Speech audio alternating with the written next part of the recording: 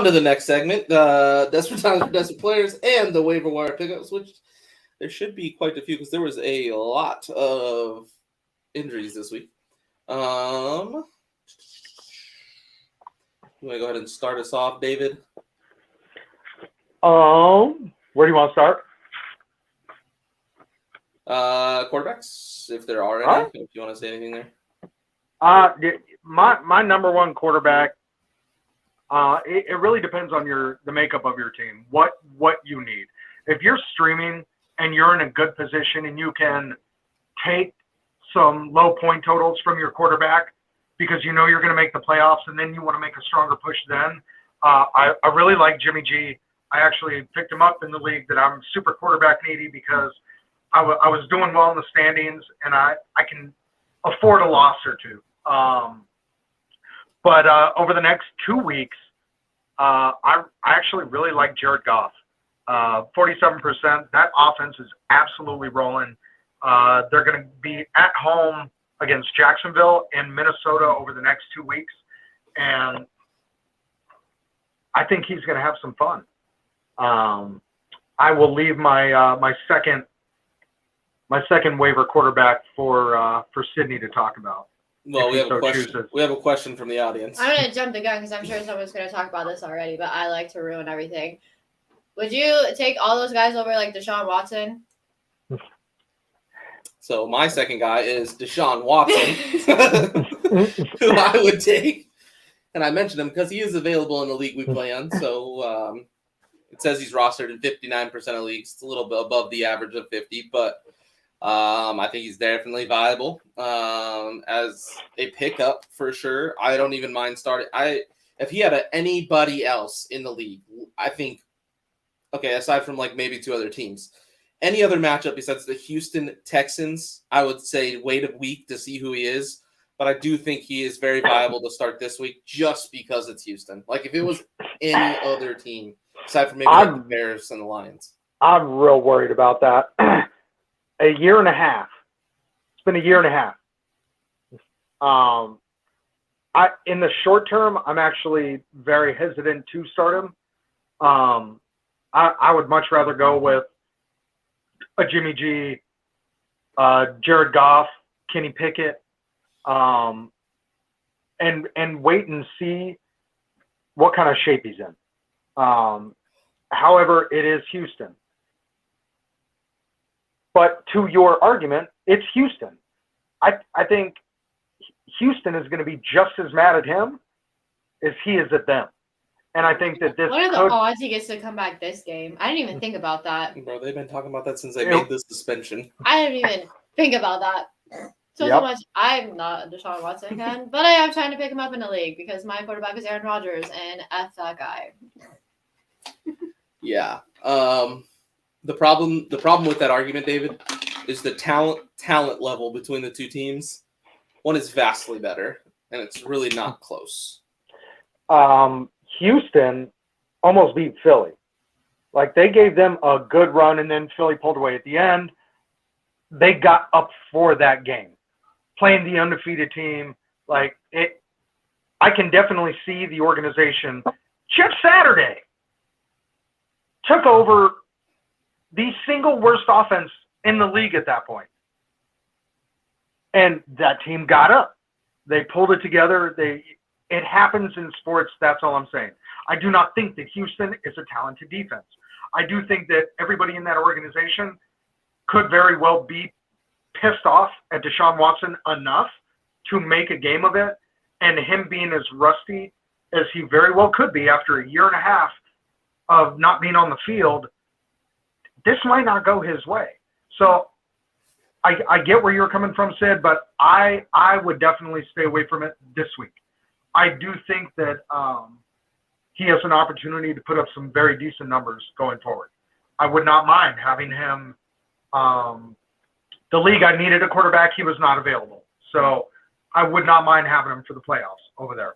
I would take him over Danny Dimes and Jimmy G and Lord help me for drafting Russell Wilson and sticking with him through 7 weeks. Wish I could have had me some Deshaun Watson over there, but I'm nervous for him this week. We'll see. Fair enough. Did you Very see that valid. the lawyer of the women who accused him Yeah, he's bringing 11. is bringing the women to the game. 11 of them. Yep. Will be at the game. This thing is going to be a media circus, Mm-hmm. and there's absolutely zero chance, because he is a human being, there is zero chance that he is 100% focused on this game. If Houston, these his accusers are in the stands, I don't think that you can go into this game 100% focused and ready to be back. I just don't. Wow. It's fair enough. I actually love that they're doing that. Yeah, they said that even though he's back, we still have names and faces, and we were not going to be ignored. Wow. Yeah, it's a big thing. Girl power, let's go. We do have a couple questions. Sean. Yeah, Sean said, that's some hecklers, Sean. Sean said, is Mike White a viable option at quarterback? I think we were actually just talking about this Okay. backstage. Do you want to go or do you want me to? I can start. I just have a question though. It's Yeah. like Mike White. Are they like seriously benching Zach Wilson? Did like you see how Mike White did? the rest? Okay. I mean, Mac Jones got benched for Bailey Zappi, and then they were like, That was in the middle of the game that they're Mac like, Jones "We started proved the and was point. hurt. No, we there's a proved difference. the point, and then they put Mac Jones back out there. I thought that's what this was going to be. No, it Maybe was- not. Mike White's not good. I won't listen to Mike White. You He's can't good. ask a question expecting a response and then not let us respond. Well, go now. I had a comment after my question. You can't expect me not to have a comment. So there's a couple differences between the Mac Jones and the Zach Wilson situation. Zach White. Yeah. Basically, Mac Jones was hurt and then Was he? came back from an injury early, so they said, was playing bad, and so they benched him in the middle of the game. Bailey Zappi was never announced starter before the game.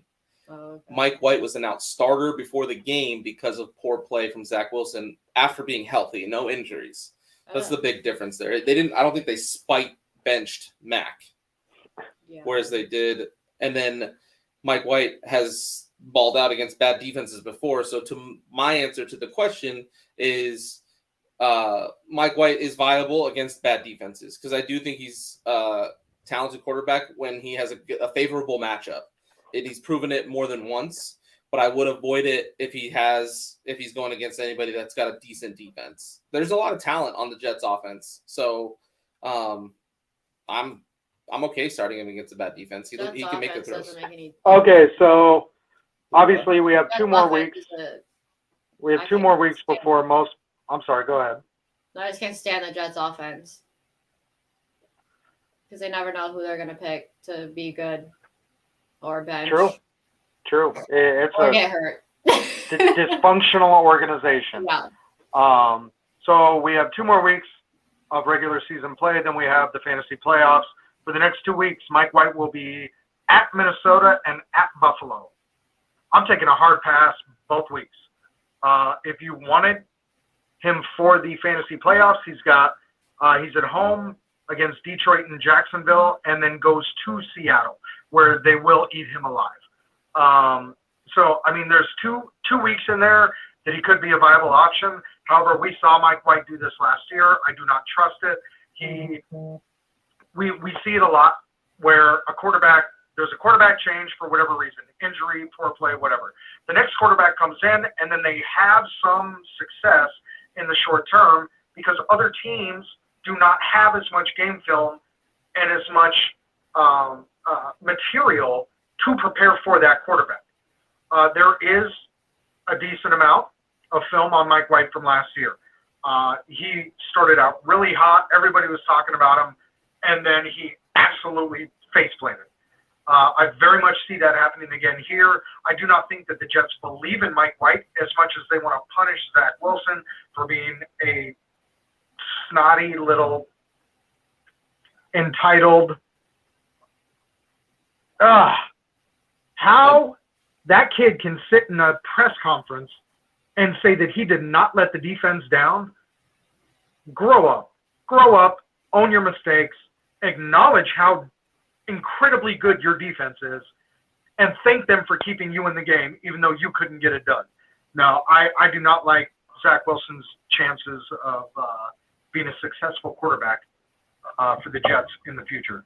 And Mike White, he's just, we need a quarterback, go out there.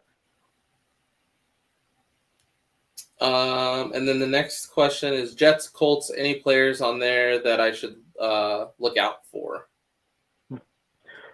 Are you, Putting on as the far as bench. waivers from those two teams? That's what it sound like. They play each other the next two games. Oh, wait. No, Daniel Jones and Taylor Heineke, because Oh. the Washington plays the Giants, then it's a bye, and then they play the Giants again. Danny Dimes all day. I would take Danny Dimes. I think Yep, I agree. the Giants have a better defense, and Taylor Heineke will eventually do Taylor Heineke things. I agree.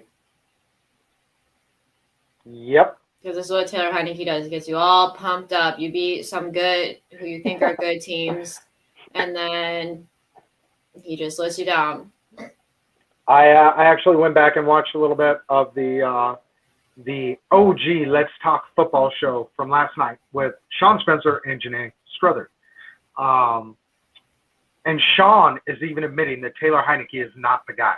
He's not that dude. He's not a starting quarterback. I do think that the Washington defense will give Daniel Jones problems. However, I think Danny Dimes could have a low-scoring game, but I think Taylor Heineke has a higher chance of turning the ball over and making huge mistakes because he's trying to be that guy against a divisional opponent. So I would avoid Heineke. Yeah, I think I'm riding with Jones as well for his rushing ability. His legs give him a little boost for sure. Yes, Sean. The Eagles are a good team. Yep, they definitely got a lot of talent. They are not elite. And yes, they are overrated because everybody in the NFC East is overrated. How often do you listen to the advice on Sleeper/Yahoo apps? Babe, how often do you listen? I listen a lot more than probably most people. I think a lot of times I'll just put, especially if I'm like, oh, I don't know, who should I play? I just do whoever's going to be projected more points. Where I get in trouble a lot of times is when I try to get cute and look at the matchups and just think, well, yeah, they scored 3 points last week, but look at their matchup this week. They're going to do much better, and then they don't. So I just try to listen to the projections most of the time, especially if I'm very unsure on what to do. So I listen to the advice a lot. Not saying that you shouldn't consider like other outside factors, but I mean, someone's getting paid to do that, so they know more than I do, I promise. Except for when they rank some people way higher than they should be. I'm questioning the people who sit there and rank players on the Sleeper app, especially tight ends. Why are we ranking them that way? That is all. Do you listen to the advice? I definitely like to. I like the shotgun approach when it comes to any kind of rankings from any single source. I never rely on a single source. There are lots of great fantasy, shows, and you're watching one, and experts and analysts who get paid to do this stuff. I definitely like to look at what everybody's saying because generally there are more outliers than consensus. And if there is a consensus, then it's a pretty solid play going forward. But you also have to look at why there's a consensus and then formulate your own opinion based on that coaching staff, that organization, that single player. I would definitely get as much information as you possibly can from as many different sources as you possibly can. I will say, like, the one thing, like, if you're going to go pick up people on the waiver wires and you're going off those projected points, I would be careful because sometimes those are, like, yeah, like Smaje was projected to score a lot, but I don't know. He's not worth, like, dropping someone on your bench if you didn't need him for more than a week because now he's down to being projected, like, 5 points a game again.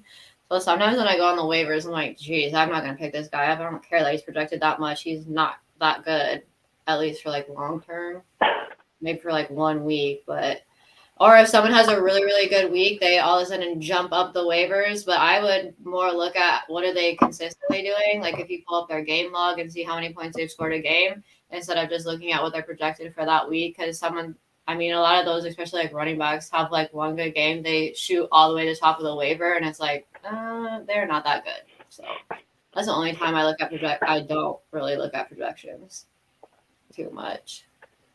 Yeah, and a lot of time when somebody shoots to the top of waivers like that, it's usually because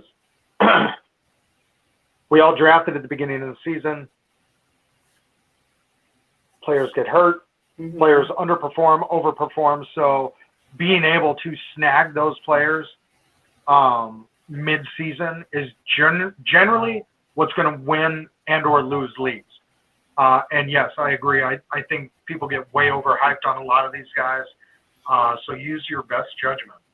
But while she's here, Nicole, I really want to thank you. I forgot to do this earlier. I think it was probably like 4 or 5 weeks ago. Nicole asked us during the show what our favorite gift to send when we finally beat someone was. Oh my god. Oh, what happened to David? No, not again. Nicole, I would love to thank you for asking that question because it afforded me the opportunity to send Sid's favorite gift in the league chat. You did do that. After I That was beat him. savage. That was savage. Now that I think about it. He definitely did do that. I Shawshanked the hell out of him. It was beautiful.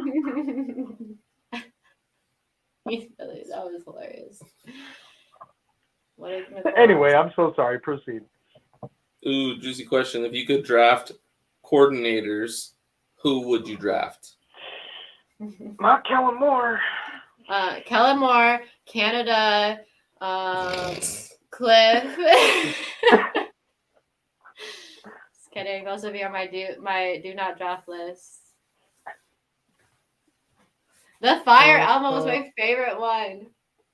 I would draft Dan Campbell.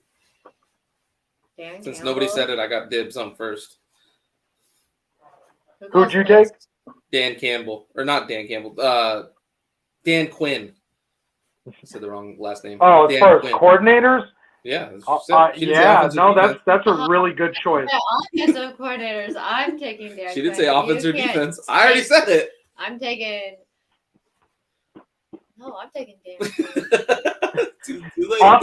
Offensive coordinators are so hard to judge. I'll take Because everything they do Is Andy Reid the Chiefs' offensive coordinator? exactly. That is Is that exactly who you what I'm said? saying. Son of a.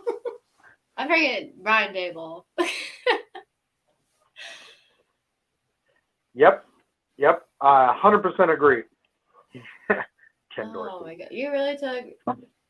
Defensive coordinators are, I think, a little easier to identify because so many of the head coaches in the league are offensive. A lot of them call their own plays. Andy Reid over there. We have no idea what, if anything, Eric Bieniemy even does. Yeah. So, and then you've got all these young offensive coordinators who all just got head coaching jobs. Obviously McVay is a genius. Kingsbury, not so much. Terrible. He should not be calling plays. Wade Phillips. Good Lord. Was Jason Garrett? I'm a Cowboys fan. I don't like Jason to talk Garrett? about Wade Phillips. Oh my god. Hey, he was. No, stop it. Don't speak. He was great as an offensive coordinator. As an offensive coordinator, he was great. No. No. We just. There. That's my Jason Garrett impression. This is me as an offensive coordinator. Oh my god! I just saw this video of Troy Aikman on the sideline, just absolutely, like every other word was bleeped out. He was livid. he went over to his offensive line and was yelling at him. He's like, "We can't block anybody. What the hell are you guys doing?" And then he's over there and he's talking to somebody you don't know who he's talking to. And he starts calling out the coaching staff. And he's like, "Why do we even have coaches if they're not going to address this? I'm sick of being the guy who has to, go off on everybody. I don't want to have to be this guy. We have people that are paid to do this job, and they're just, clapping and patting guys on the butts, even though they're not doing their job." And all I could think about was Jason Garrett. Yeah. That's all I could think about. I was like, oh, he was probably talking to Jason Garrett on the sideline too. Yeah. A hot mess. Oh, I can't stand Jason Garrett. Every time Jason Garrett comes on the TV, I'm like, how does this man have a job? Why is he on my TV? Get him off of here, please. I'm sick of seeing him. He will never leave. I'll take Big Ben drawing up no huddle plays on the fly as my offensive coordinator. Please. I'll take Romo. If we're going that way, I'll take Romo. Yeah. He can see the future. Aaron Rodgers won't be an offensive coordinator, but can you imagine? I feel like it would be really good. He's very smart. I hate him, but he's very football smart. All right, you want to keep going? We done with quarterbacks? Yeah, we can jump to receivers. Receivers? No one. Are you talking about waiver wire picks still? You want to take first? I'm going to tell you right now, there is no one worth a dang on the waiver wires. You should just hope your team doesn't stink. That's where I'm at. Yeah, I actually heard a really great opinion. And at first I was completely opposed to it. I was like, just stop. You're frustrated, I know. But as they went through the argument, it kind of grew on me to remove the tight end requirement. You can have tight ends that can be in your flex, but stop making us play them. I would love that, honestly. And when you look at the average scoring of tight ends this season and how it keeps dropping, there are a lot of teams out there that literally don't use a tight end as part of their offense. I have outside of blocking. So I'm on the fence. I would love to get rid of. I love that, actually. I would love what to up, get Anthony? rid of because it's literally Travis Kelce and everybody else. I mean, we say that all the time. It's Travis Kelce and everybody else. None of these tight ends are worth a damn. None of them. I'm playing the Eagles third string tight end at this point. I don't even know who I'm playing. I'd rather not play. I mean, my tight ends are getting me 2-3 points, so why even bother? I can't stand them. Every once in a while, they'll have I played Higbee, who's tight end number 7, 0 points this week. That's tight end number 7 is getting you 0 points. That's ridiculous. Who? He didn't get hurt. Higbee. Oh yeah. And I know the offense is a little. That's why. Messy, but a lot of times I feel like quarterbacks that come in that aren't the starting quarterback, they lean on the tight ends, but I guess not. Not this guy. He hates him. Thank you, Anthony. Anthony Handy, my man. So apparently we're supposed to say at some point that if you're watching right now, be sure to like, share, and subscribe. Well, we're not good hosts, Anthony. I put the comment up there, just left it. So. My man, I didn't see it. I didn't see it. All right. Who's your first wide receiver, Sid? I'm going with the man, Mr. Zay Jones from Jacksonville. He appears to be Trevor Lawrence's favorite target, which makes me, as a Christian Kirk owner, very mad. Yeah. He just targeted him every time it mattered yesterday's game. And, I mean, he hasn't been terrible. 27, 14, 9. He's at a 24 game. He's at a 12-point game. He's at another 10-point game. So he's not. That's not bad though. I mean, he's also had a 6-point game, a 4-point game, and a 5-point game. So everyone does that though. But the last 2 weeks, he's at 14 and 27, 10 targets and 14 targets, which is massive. So, it looks like they're building a connection, and that's who I would like to have. So I'm definitely gonna piggyback on that, and I'm just gonna throw one more thing out there. So 37%. Zay Jones has been on waivers all year long. the one thing that made me nervous, and then it didn't make me nervous, was their schedule going forward. So they got Detroit and Tennessee over the next 2 weeks. Tennessee, you can throw the ball against them. Detroit, I'm so excited for that matchup. I mean, as long as their name is not DeAndre Swift, if you have somebody in this game, just start them. It's going to be fun. After that, however, we have Dallas, the Jets, and the Texans. And your first thought is going to be, I don't want to start a wide receiver against Dallas. I don't want to start a wide receiver against the Jets. You know, you got Trayvon over there and then Sauce Gardner. But what's that going to do? That is going to take out Christian Kirk. Yeah.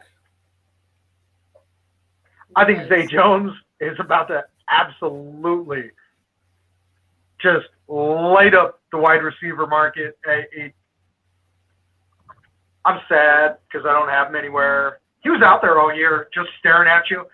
You know, he's usually worth picking up.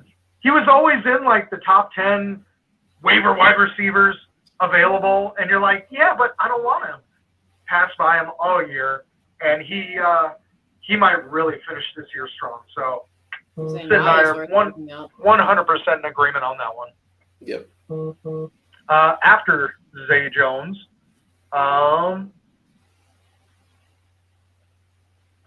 you know, there's a lot of buzz about Mac Hollins, and the only reason I would dip into that is over the next 2 weeks he is at home against the Chargers, and then he is going to the Los Angeles Rams.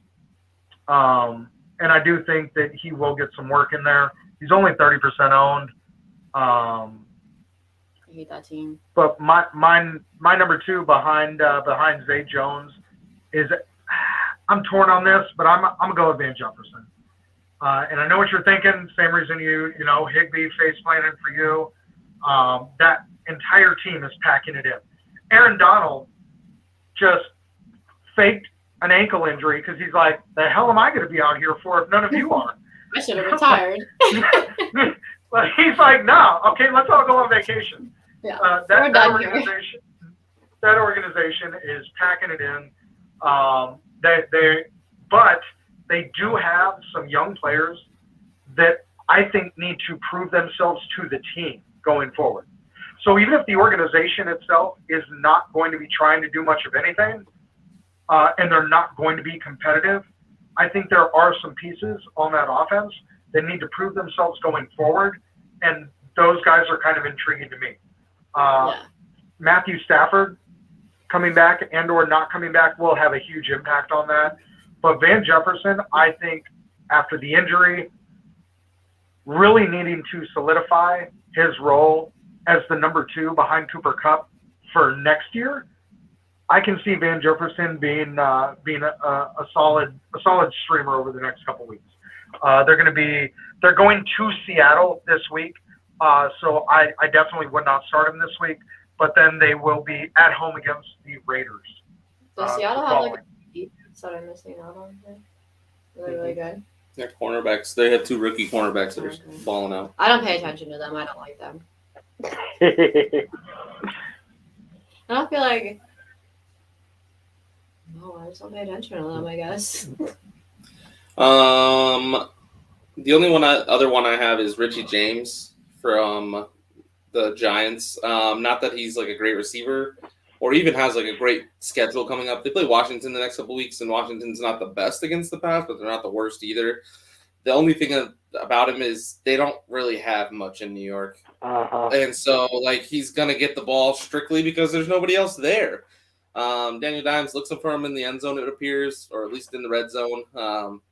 If you're desperate, that's the only reason I'm throwing his name out there. You got any other receivers? Actually, I wanted to start with this because it actually has a lot to do with my waivers. So this week we have Arizona and Carolina on a bye. It's not going to affect too many people. We get the second coming of the bye-mageddon next week. Next week there's going to be a 6-team bye. A lot of what's available this week does not interest me. However, know your buys. Look at your matchup next week, the following week in week 14. Do not wait to go out and pick somebody up to fill in for somebody on your roster who's going to be on a bye, because with another 16 bye, half of your league is going to be doing that. So that's most of my waivers were over the next 2 weeks, focusing more on the week 14 matchups, because this week, all fine and great to get somebody for this week, but you are more than likely going to need somebody next week even more. The only other one I had out there was Nico Collins, 32%.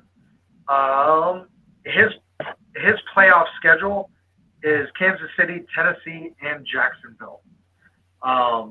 And yes, that organization is a complete dumpster fire.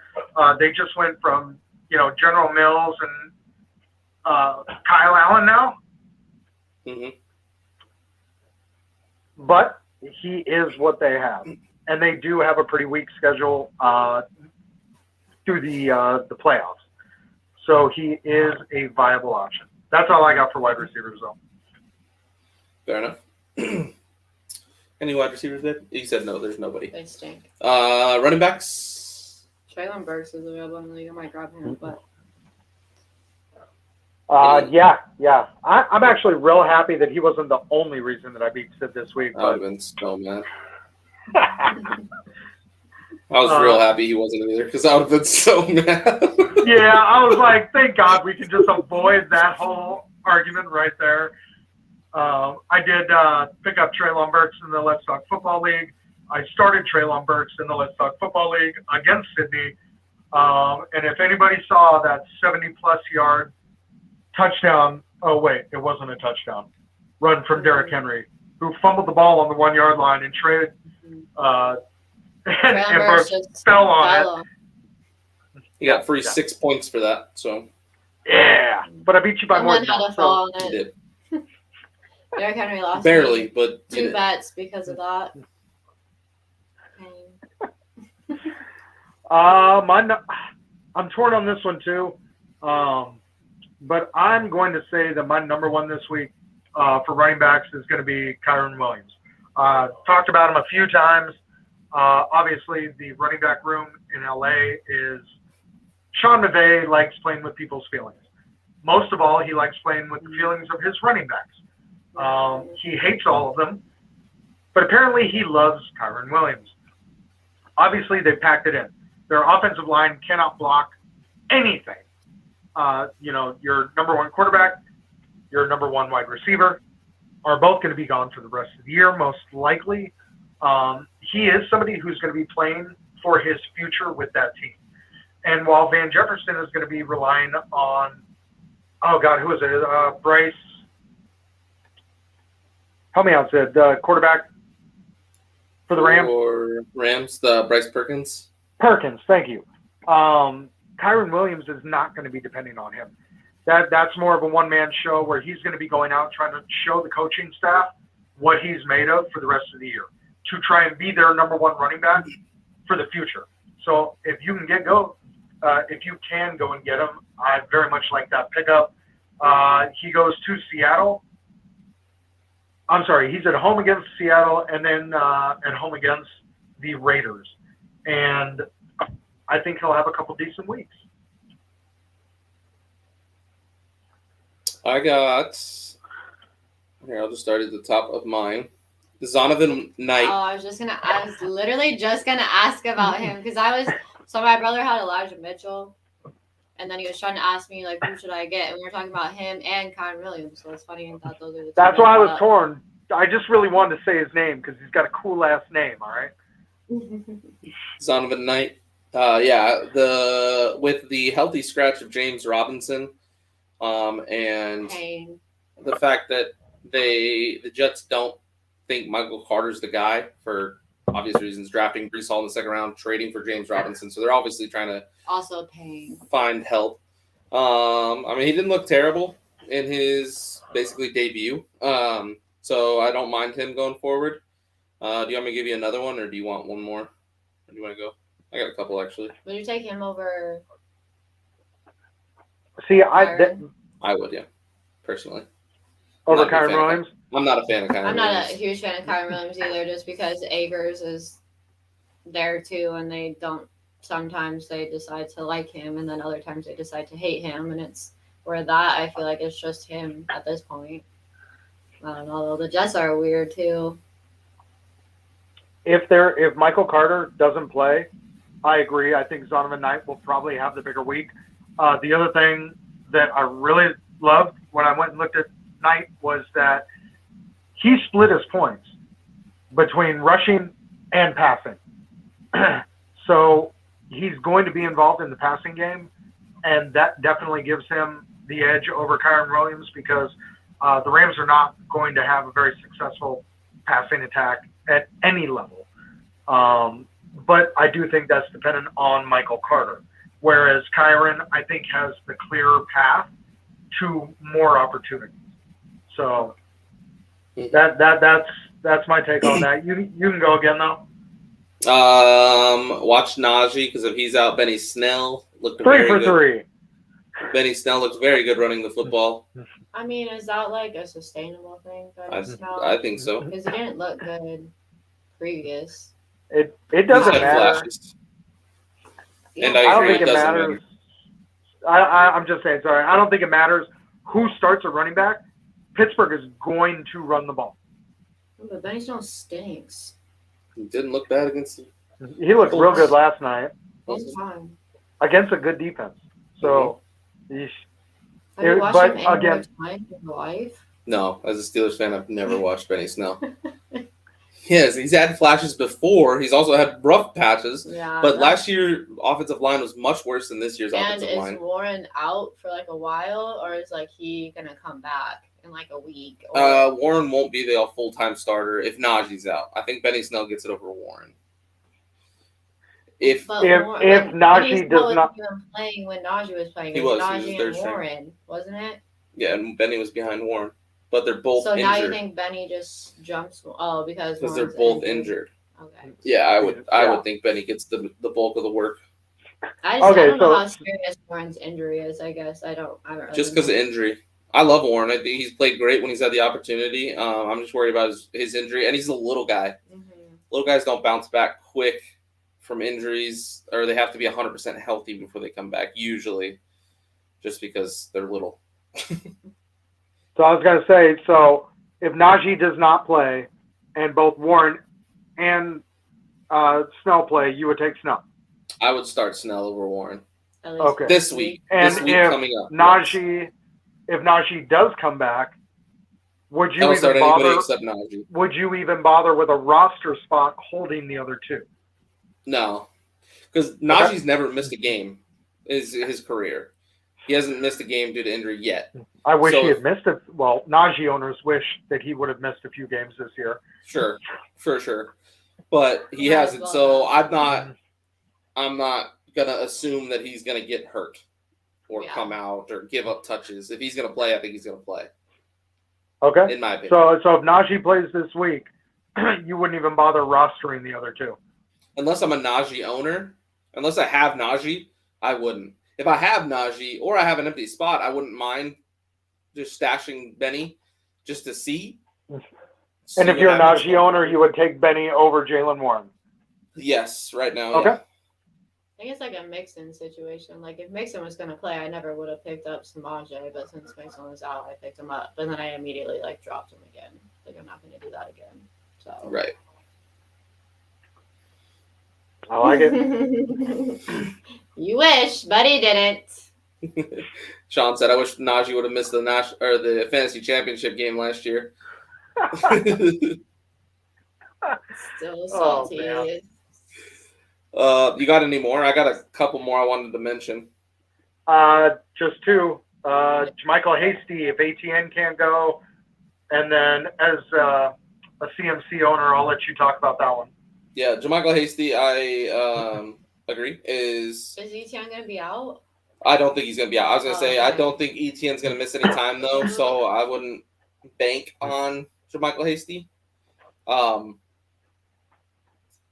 But he's definitely That's stash in case, just like a Benny Snell. if you have ETN, Jalen definitely Warren. get him. I ain't got enough bench spots for all these fools. Go ahead and make some decisions. Because I mean, Yeah, But- we'll but- know by the time game time comes. But as far as waivers go, You gotta wait until they put as they rule ETN out, and then you gotta move ETN quickly to your IR spot, and then you gotta pick up Hasty really fast and put him in. Do they play in the morning? I don't know. Because that matters. Yes. It's better if they play in the morning because you can move faster. When it's in between games, it gets a little messy because you can't move your roster around as much. Yeah, Jacksonville. Wait, yeah, it's a 1 o'clock. Yeah, so you just gotta keep your eyes out in the morning. Perf. Love that. And then the last one, obviously, since Christian McCaffrey is questionable, Elijah Mitchell's out. Jordan Mason is the next man Christian up. McCaffrey's questionable? Gosh, where have I been? I don't know. I was so high on Thursday's win, I just blacked out everything else that happened. I won all my money on Thursday and then was just losing money on Sunday, and I just gave up paying attention. Yeah, it was like knee soreness. It wasn't an injury. Mm-hmm. There, from everything that I heard today, it kind of has some of the hallmarks of possibly like tendonitis, kind of a lingering pain issue. Yeah. It wasn't something that happened during the game, from what I read and listened to today. So, Shocking. well, yeah, after the beating that man's taken. Mm-hmm. Any other? That's probably something he's gonna play through. Most likely. Every Especially report is if he's gonna play Elijah through. Mitchell's out and they don't really have anybody else. They're good. Elijah Mitchell's gonna be out for a while, isn't he? 6 to 8. He's back on IR.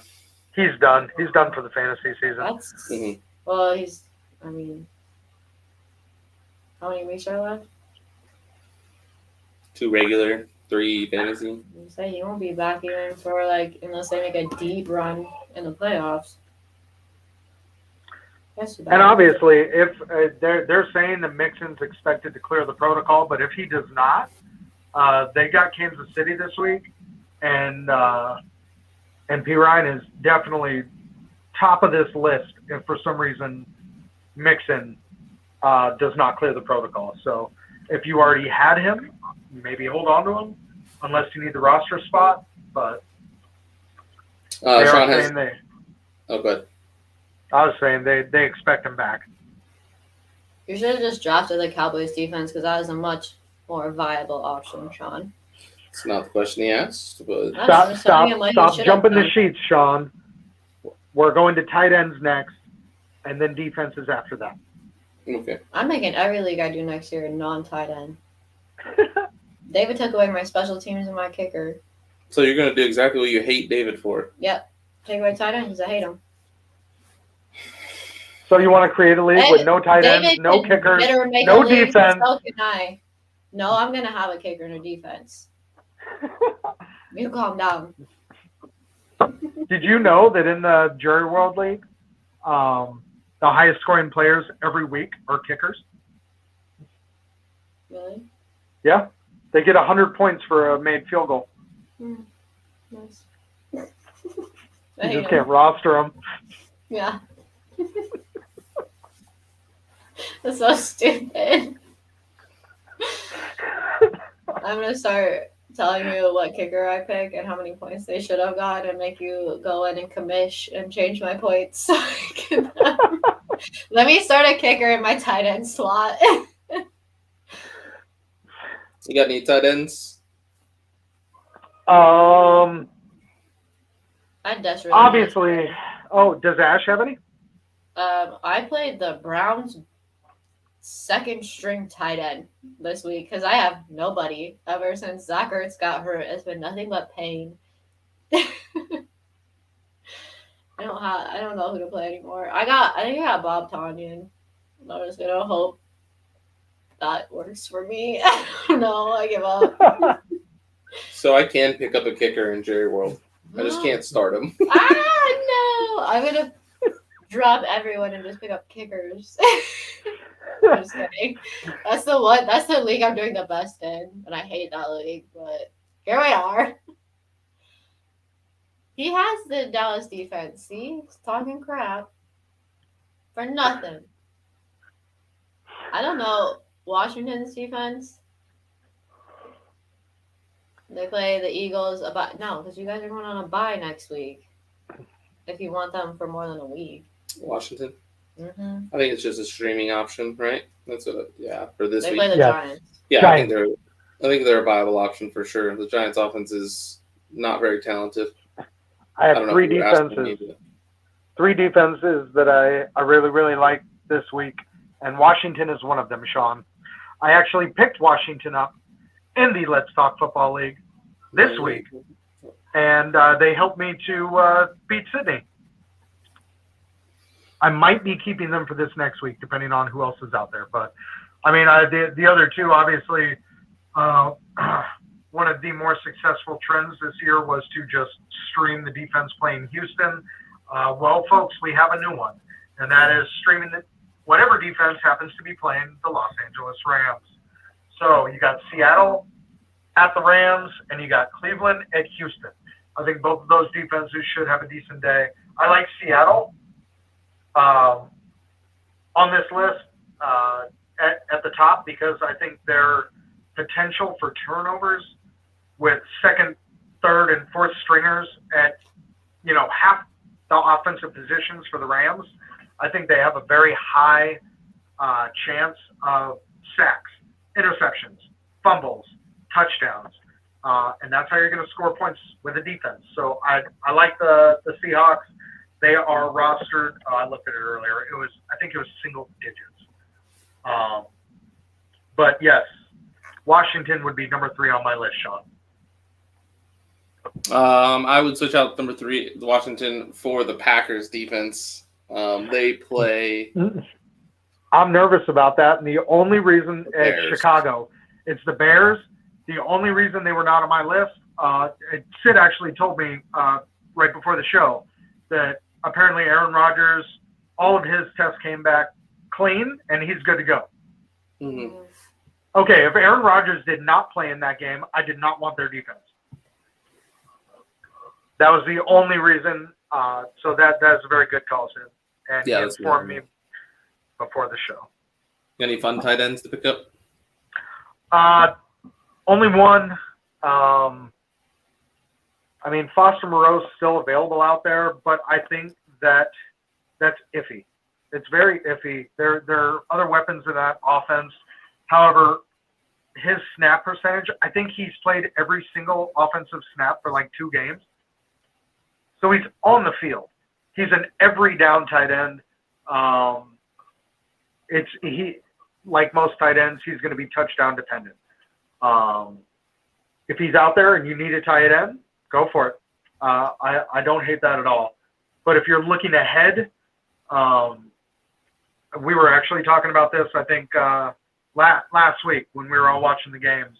The number 1 wide receiver schedule was the Jets, I believe it was. But none of us trusted Zach Wilson. So it's like, okay, that does nothing for you. Mm-hmm. Conklin, 18% owned. They get Minnesota and Buffalo over the next 2 weeks. If you can wait and stash him, he's going to get at home against Detroit and Jacksonville, and then he's going to be going to Seattle. And for all of the credit Seattle's defense gets with their rookie cornerbacks and their ability to shut down the passing game, they are very, very weak against tight ends. So Conklin has 3 great matchups throughout the fantasy playoffs. So if you need a tight end, go get him. That's what I got. Only other one I would add is Jelani Woods. Yeah. He's had flashes, but yeah, tight ends are hard to come by. Go ahead.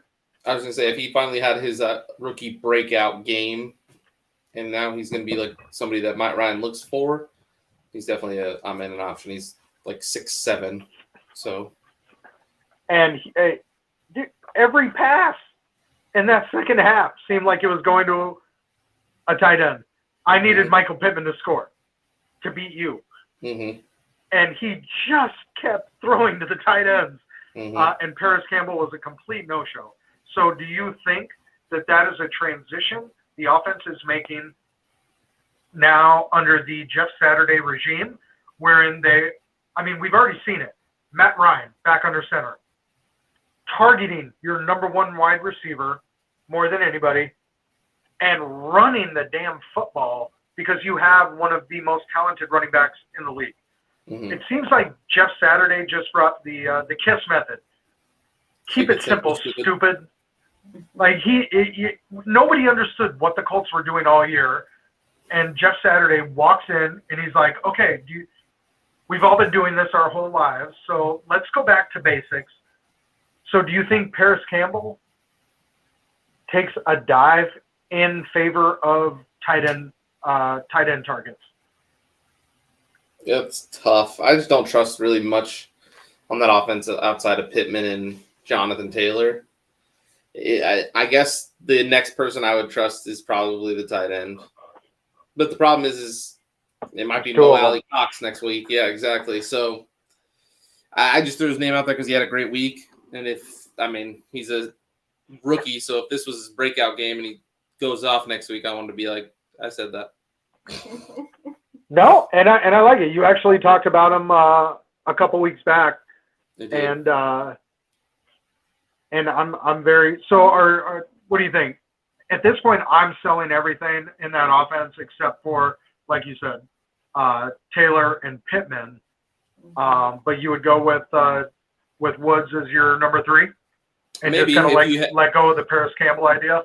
Yeah, if you had like Zach Ertz, and now you've been trying to find a tight end the last 2 weeks, and he's out there. I think he's better than Trey McBride or Jack Stoll, who are, that's who I tried to pick up. Jack Stoll stinks. I tried to pick him up too, and it's not worth it. Right. Him and Zach Ertz and Dallas Goedert went down and most people that had them didn't have a backup tight end because why would you? Like, if those are going to be your guys. So you're trying to stream tight ends the last couple of weeks. They've been hard to find. So that's the reason I say his name, just because if they're going to start looking his way, literally 4 targets is going to be more than anything else you're going to find. So might as well take what you can get. Yeah, ever since Zach Ertz got hurt, I've played Molly Cox.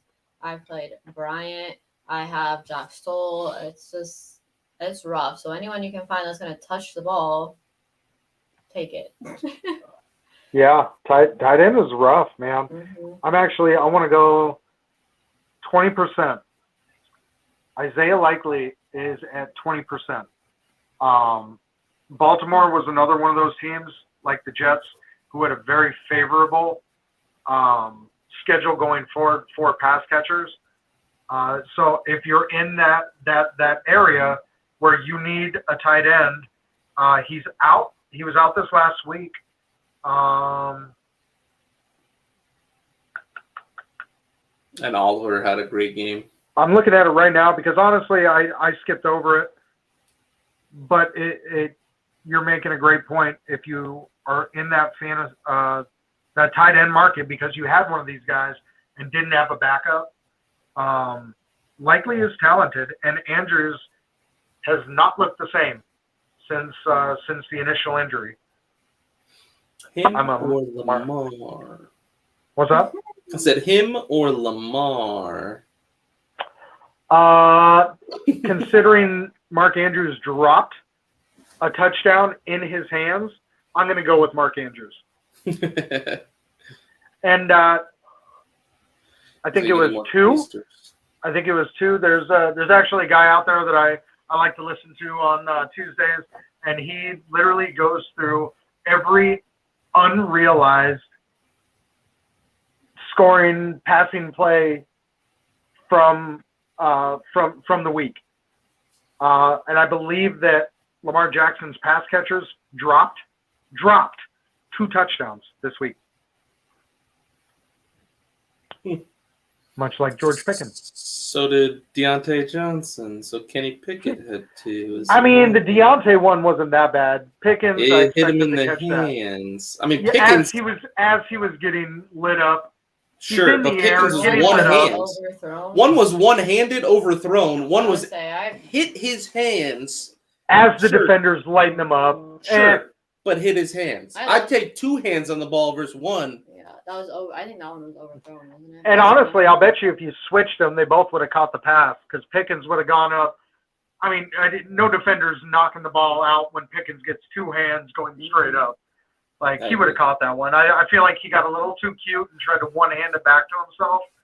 But, Deontay it's not like it caught the cost ball me. and ran out of the end zone because he didn't want the touchdown Yeah, and danced around a little bit and then lost yards. Deontay is So much rough. I tried to defend that man, but I can't do it anymore. He looks not good. You missed Chase Claypool, buddy? No. Well, Claypool would at least catch the ball that hit him in the hands. Well, down here, if it came down here, As long as if he had to go like this, never would catch it. If it hit him in the hands, he would catch it. A lot of times it hit him in the stomach, and he didn't catch those on the jump balls. But at least when it hit him in the hands, he caught it. Deontay, it hits him in the hands all the time, and he drops it. So Or he catches it and runs backwards. I love that Pickens is now taking over the Claypool jump ball because he catches those. Now, if Claypool would take over Deontay's slant routes and little comebacks, Claypool would catch those. And so, yes, I do miss him, and I would love Deontay to be gone. But I digress. There we are. Thanks for watching. If you like that clip, be sure to check out the other great content from the Let's Talk Football community. And as always, please like, subscribe, and hit that notification bell so you'll be notified when more great content like this becomes available.